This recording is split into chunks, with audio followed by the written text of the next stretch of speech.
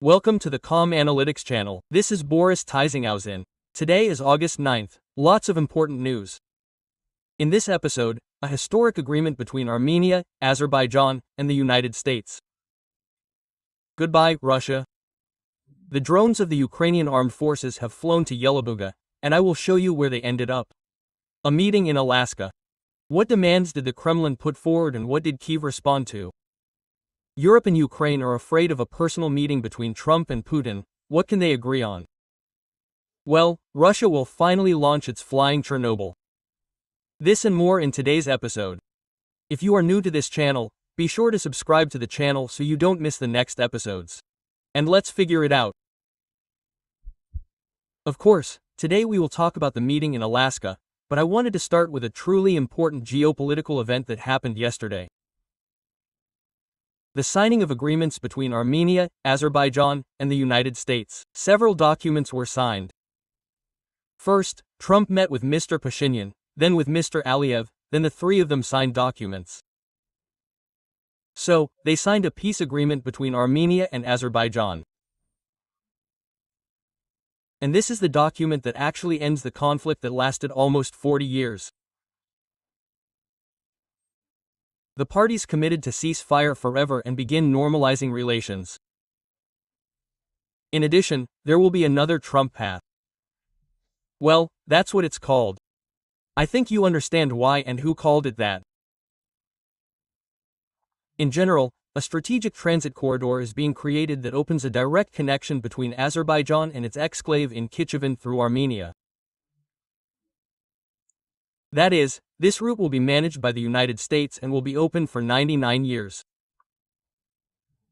Well, separately, the United States also concluded bilateral agreements with each of the countries on cooperation in the fields of energy, technology, economics, and even defense. They lifted restrictions on the supply of weapons to Azerbaijan. In general, I understand that there may be an absolutely ambiguous attitude to the signing, but I, in turn, know that many support Ukraine, many citizens of Armenia, many citizens of Azerbaijan. Therefore, I believe that this is the right step in the direction of looking forward, looking at cooperation and moving away from conflict.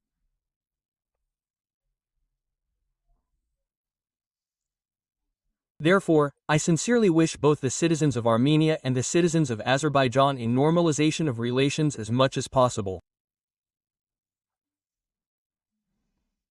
These agreements, they mark a key turning point in the real South Caucasus policy.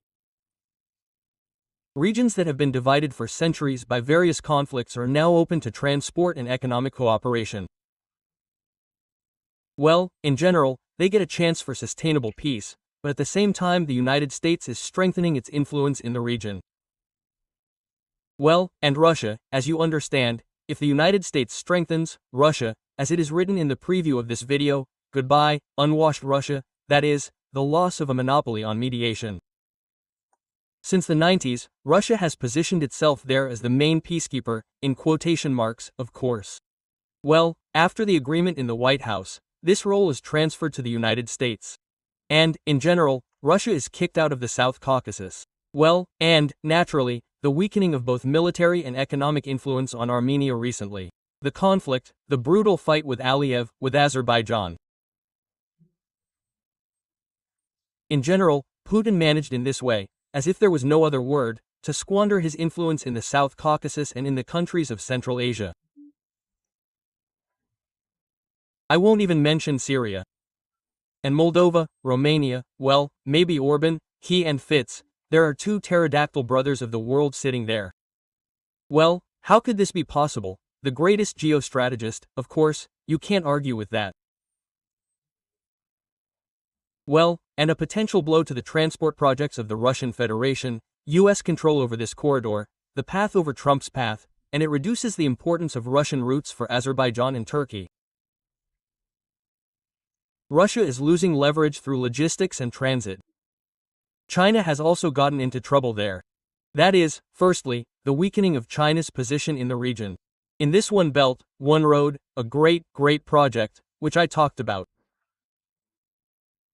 The US is effectively gaining control over a key transport hub that could be integrated into Chinese routes within the framework of this grand strategy. One Belt, One Road. And let me remind you that this route, Trump's route, will run along the border with Iran, and China has strategic cooperation with Iran. That is, a new American foothold in the region could seriously harm Beijing's logistics. Well, in general, Russia and China are in the minus, the United States are in the plus. Friends, and finally, there are drones. The drones of the Ukrainian armed forces, judging by the footage, are a fierce drone. They flew to this Tatarstan, well, not to this free economic zone, Alabuga, itself, but to a huge logistics warehouse, which is located in Ilabuga. That is, there is a settlement called Ilabuga, and the free economic zone is called Ilabuga. It's hard to say who came up with it. Well, in general, let's watch this epic video.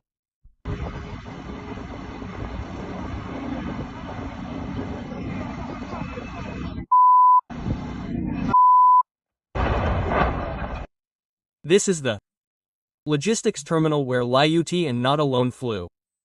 It is a joint Russian-Chinese project. Well, that is, no one is hiding anything there. The Russians call it the largest logistics complex in the Russian Federation, and it is located only 7 kilometers from the main industrial complex.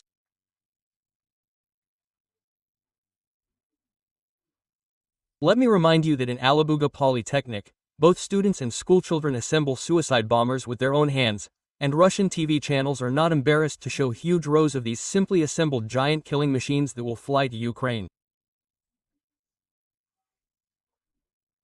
That is, this is considered absolutely normal. Therefore, take it and sign. It would be great if they destroyed everything there.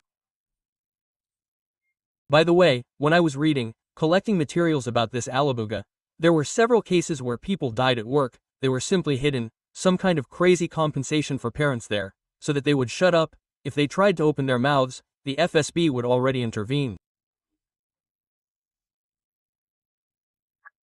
And in general, so no, if you have children, friends, students, be prepared that one fine, well, not fine for you moment, you will be brought a funeral notice. War returns to where it came from. And I will remind you, friends, and the prod now is held solely by the courage of Ukrainian soldiers, Ukrainian heroes. That is why I always remind you about our collection on FPV drones on fiber optics for the 101st Brigade. They are now holding an hour of duty. One of the most difficult areas. They are holding now, no matter how much the Russians say, they took an hour of scams. Nothing of the sort. Ours are holding. And here is the 101st Brigade among them. I will show you this video request again. We wish you health. We are military servicemen of the Unmanned Systems Battalion of the 101st Brigade. Funeral of the General Staff named after Colonel General Gennady Vorobyov. We are closing the battlefield on Kostyantynivsky Strait. Let's return to Boris Sergeyevich Tizenhausen and the viewers of his channel for adding FPV drones on fiber optics for completing the necessary combat missions. Glory to Ukraine! Glory to Ukraine! In general, our soldiers need help, and I know that you and I can do this, and we are doing it. Therefore, I ask you to support the collection. The link to the collection is in the description of this video. The link to the collection is in the comments. There is Privat, there is Mono, and there is PayPal for those who want to help from abroad. I see everyone. I say a huge thank you to everyone from me, and from our soldiers. Well, we say a huge thank you to them for protecting us and our country. If you are not watching me on my channel, here is a QR code. You can use it to go directly to the collection can. Well, let's move on to this news, which will last until the 15th and after the 15th. I mean the meeting between Putin and Trump in Alaska. UL Street Journal writes that Putin told Witkoff that he would agree to a ceasefire if Ukraine completely withdraws its troops from Donbass. And Putin's proposals have 2 stages. That is, the first stage, Ukraine completely withdraws its troops from Donbass, the front line is frozen. Well, and the second stage. Putin and Trump agree on a final peace plan, which will subsequently be presented to Vladimir Zelensky for discussion. Well, we actually saw how a threatening ultimatum abruptly changed into Putin wanting peace, and we will meet with him in Alaska and have a cackle, we will not impose sanctions. How he wants peace, he will bring a plan with him now. Interesting. About such negotiations, when I will smear him, I peace from a position of strength, we will show when it transforms into this. Putin knocks down, let's say frankly, knocks down the ultimatum, slips his own conditions instead of those that are offered to him. This is written about in Donald Trump's book The Art of Negotiating. Interesting. And I will remind you that Donald Trump himself has repeatedly repeated that the economy of the Russian Federation is simply on the brink. It is in a catastrophic state. That is, these sanctions, it was not for nothing that Putin raised his paws and that's it. I am ready to accept it, and I am ready. In general, these negotiations do not look very good. More precisely, they do not look at all like negotiations from a position of strength. Putin is again playing on the theme of the club of the strong. Like, you and I will decide first, Donald, then we will inform Ukraine, Europe. Trump forgets that if Ukraine wanted peace at any cost, they would withdraw from Donbass, withdraw from there. I'll tell you a little later, a very interesting incident happened there. It turns out that Yutkov misunderstood what Putin told him, but that will happen a little later. That is, Trump forgets that if Ukraine wanted peace at any cost, we could surrender on the first day of a full-scale invasion. Well, that's peace at any cost, right? That's not why Ukraine is fighting for every centimeter of its land and against this gigantic biomass, this bio-garbage that has come to our land.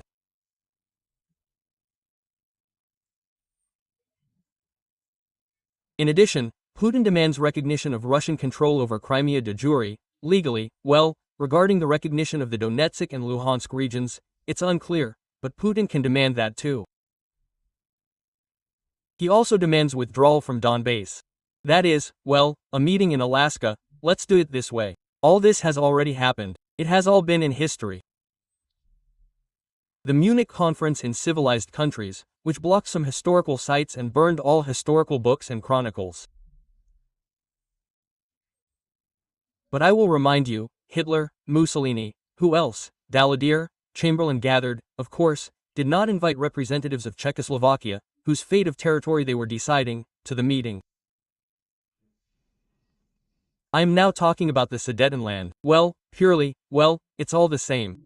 Germany threatened war and said, give us the Sudetenland. Czechoslovakia, I remind you, was not invited. It's all the same. Let's call it the Alaska Conference. The British and the French, fearing a conflict, made concessions. Well, in general, they wanted to appease Hitler. Appeasement policy. A bunch of pages have been created in Wikipedia. Everyone knows the consequences. For Hitler, Putin, Munich, and Alaska became a diplomatic victory, increased prestige, showed that the West was ready to make concessions. Well, for Czechoslovakia we know perfectly well how it ended. Well, for the world it became the fact that appeasement of a dictator, a murderer, a maniac subsequently leads to an even bigger, even bloodier war. I understand that someone wants peace at any cost, wants the Nobel Prize, but, speaking in the language of Donald Trump, or rather, in terms that are understandable to him, having such cards in hand, an ultimatum, sanctions, the Russian economy, which is already hanging on by a thread, it is shameful to drain the party, but you need to be able to do this. Well, the difference is simple that in 38 Great Britain, France believed that it was possible to appease Hitler, and here, in my opinion, everyone needs to understand that appeasing Putin means putting an equal sign to the next bigger war. Well, and Putin, by the way, that's not all in this proposal. Putin, for his part, promised to pass legislation that requires not to attack Ukraine and Europe. Of course, we will believe Putin. Wait a minute, but in 1997 Ukraine and Russia signed a treaty of friendship and cooperation, and 17 years later Russia annexed Crimea. Does this mean that Russia can violate the treaty? Come on, what are you saying? And it turns out that the Budapest Memorandum was also violated. And Putin, by the way, personally said that Crimea is not needed, there are no encroachments, and no one will attack Ukraine. Why? Come on, what? It turns out that Putin's words cannot be trusted. It turns out that he is lying? Well, and here he will sign a piece of paper that he will no longer attack Ukraine and Europe. What do you think the value of this piece of paper is and what can be done with it? Well, the Europeans, some European leaders and in Ukraine are afraid that Putin, of course, has found another opportunity to buy time. Well, Trump, maybe they are right here in the comments writing to me that he himself is happy to be deceived in this case for some reason. So what? He avoided sanctions, that's true, he did. We'll meet there on the 15th. Let Ukraine withdraw its troops from Donbass, and it means, they don't want to withdraw, it means they don't want peace. In short, I went to war. You, Donald, it means, don't impose sanctions. And everything is the same old story. Yutkov told the Europeans that this proposal demonstrates Putin's sincere intentions towards peace. Yeah. Well, the choice of venue is also interesting, by the way, Alaska. The Russians are already talking loudly about how they, will also discuss the issue of Arctic cooperation and are preparing a bunch of deals for Trump to choose from. You want this, you want that. In fact, I think that the issue of security was the first priority. That is, in my opinion, the governor of Alaska himself proposed it, and the Russians seized on this proposal, security, that is, to fly somewhere to Hungary or fly to Rome, to Italy, through this Europe. Well, you never know what could happen over Europe. And their Putin thinks that no one will shoot him down over the Bering Strait, he flew over and that's it. Because, apparently, the real one should definitely fly. They won't accept a replica there. Well, let me remind you that the withdrawal of troops from Donbass will force Ukraine to abandon the belt of fortifications that held back the Russians for 11 years. That is, it will be necessary to retreat almost 80 kilometers to the west. And, naturally, if Putin suddenly does not keep his word, then all these structures that held back the Russians will be behind the Russians. More precisely, they will already be standing in front of them, and the directions for an offensive on the Kharkiv and Dnipropetrovsk regions will be open. You see how it happens.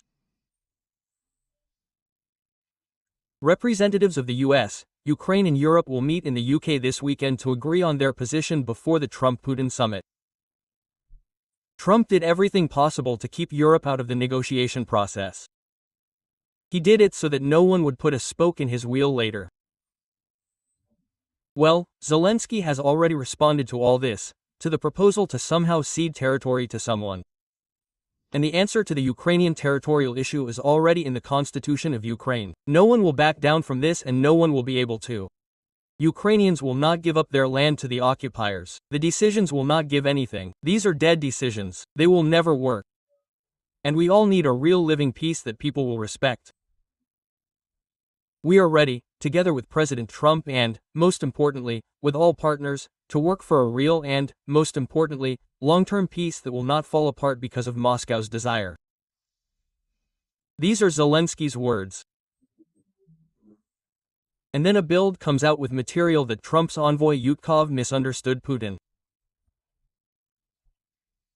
He decided that Russia was going to leave the Zaporizhia and Kherson regions.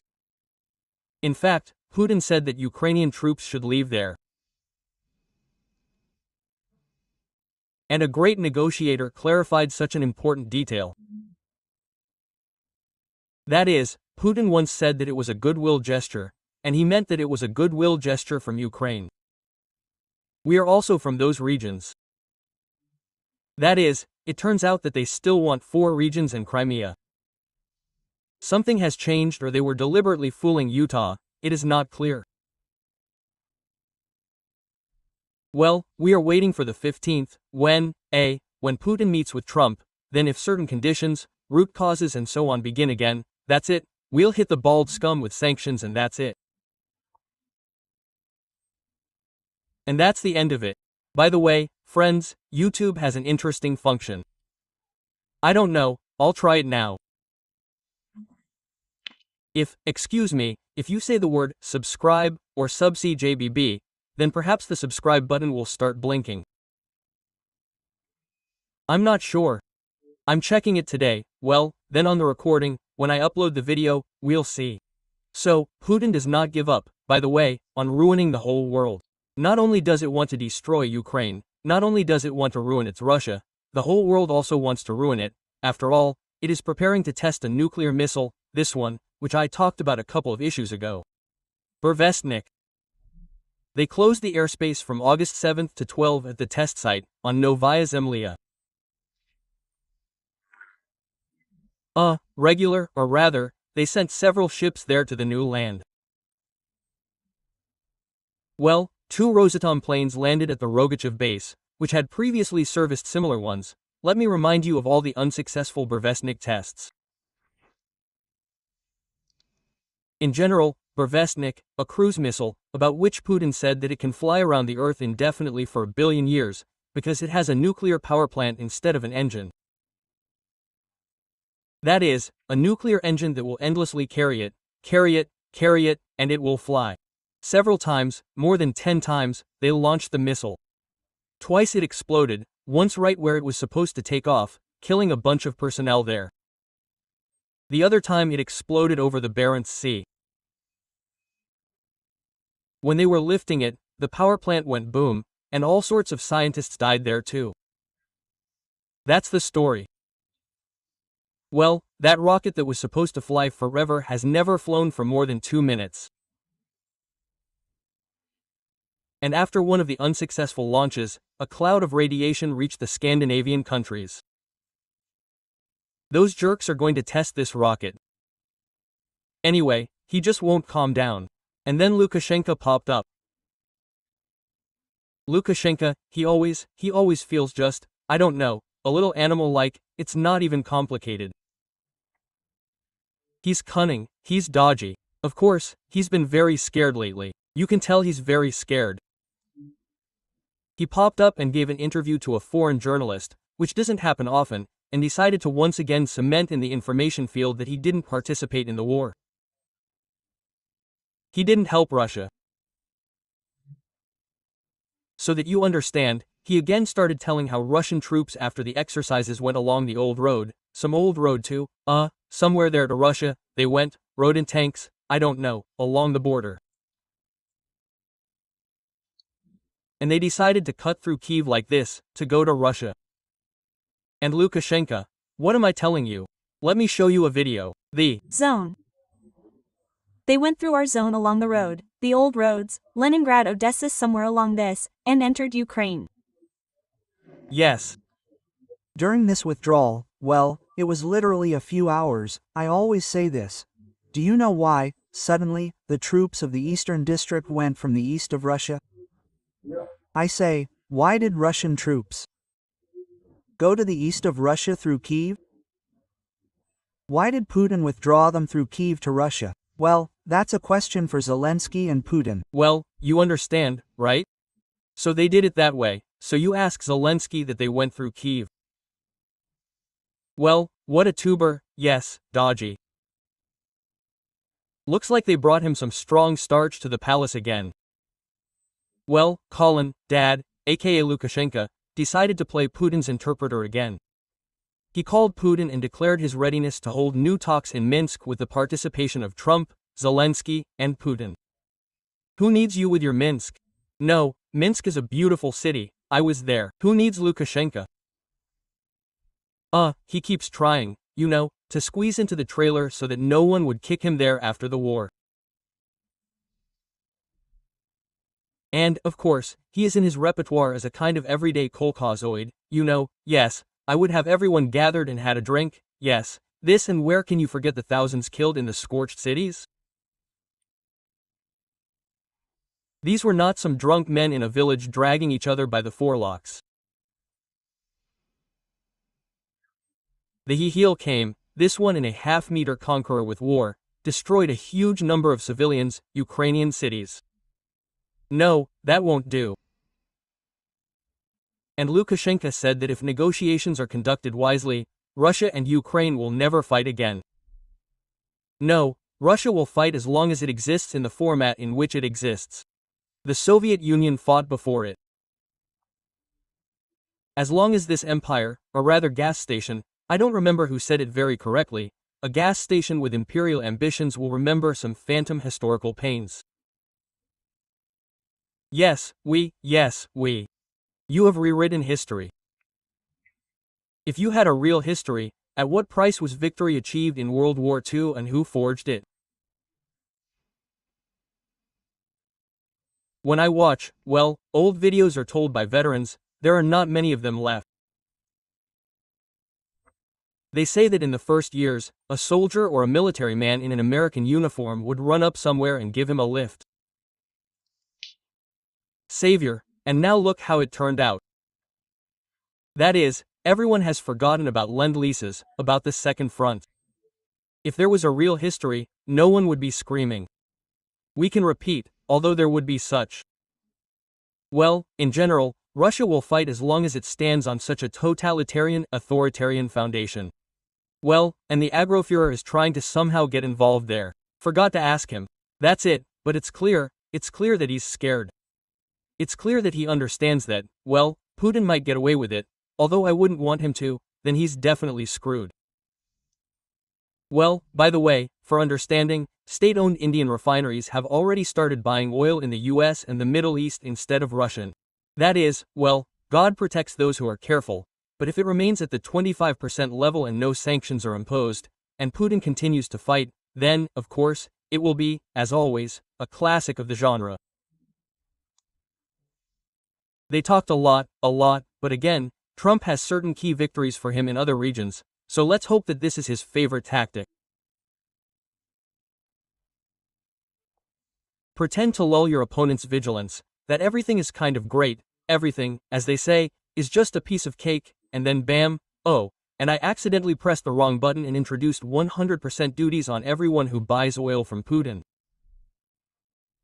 So we'll see on the 15th, maybe a lot will be decided before then. Oh, but at least there shouldn't be any massive shelling of Ukraine before that date. Although I'm not Gordon, as they say, but I can predict. Although we are dealing with an absolute maniac. He can show off his power like that, and I'll show you all now that I don't give a damn about any of you. And I'll outlast Trump, just like I outlasted his first term, and someone will come after him, and I'll be with him, and China will be here to help me out. Well, we'll see. Friends, take care of yourselves, take care of your loved ones, subscribe to this channel.